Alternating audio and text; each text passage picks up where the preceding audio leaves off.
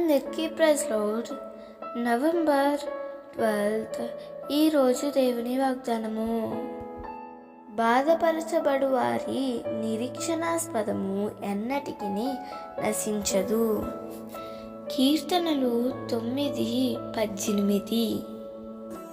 దేవుని కొరకు నమ్మకంగా జీవిస్తూ బాధను అనుభవిస్తున్న వారులారా, దేవుడు నీతో చేస్తున్న ఈ వాగ్దానము నీవెన్నడూ మర్చిపోవద్దు.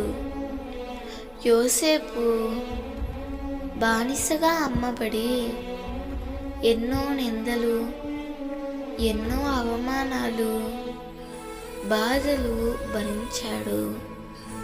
అతని నిరీక్షణ అతనిని సిగ్గుపరచలేదు, అది నశించిపోలేదు. బాల్యంలో వచ్చిన కళ, దాని ఫలము యవ్వన కాలంలో యోసేపు అనుభవించాడు.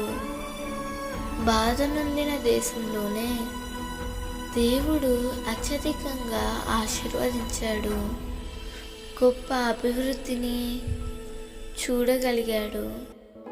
నీ జీవితంలో అనుభవిస్తున్న బాధలను కూడా దేవుడు తప్పకుండా విడిపించి నీ నిరీక్షణకు ప్రతిఫలం అనుగ్రహిస్తాడు.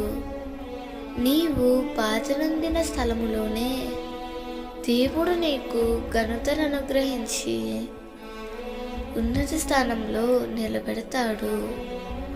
నీ నిరీక్షణాస్పదము ఎన్నటికీ నశించదు.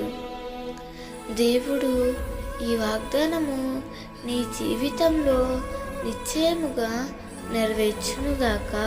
ఆమేన్.